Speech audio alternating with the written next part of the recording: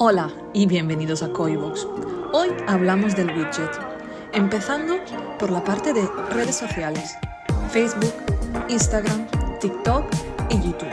¿Cómo configurarlas? Directamente desde el programa en Marketing Widget vamos a poder añadir nuestras redes Facebook, TikTok y demás. Abajo del todo vemos WhatsApp. Podemos añadir nuestro WhatsApp del centro para que en la esquina inferior izquierda nuestros clientes puedan directamente contactarnos a través del WhatsApp.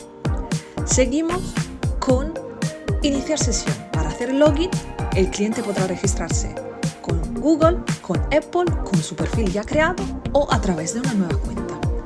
Una vez registrado, tendrá su perfil con citas, con bonos, para consultar sesiones pendientes, por ejemplo, como en este caso. Y seguimos con una reserva como tal.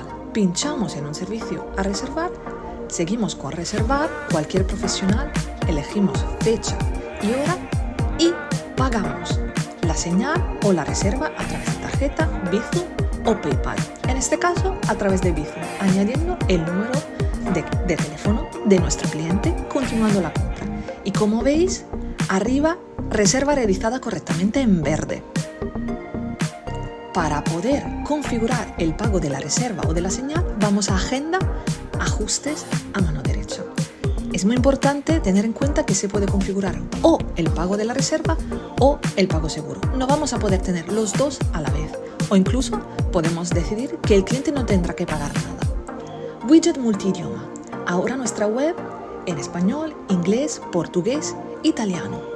Para poder traducirla en marketing, página web, aquí tenemos el botón de traducciones y vamos a poder personalizar las traducciones.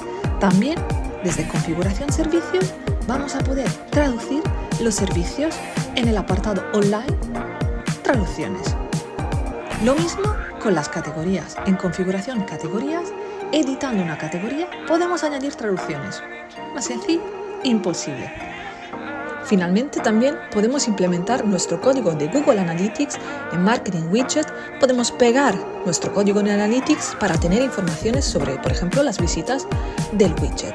Le damos al botón de guardar y listo. Ya lo tenemos todo configurado.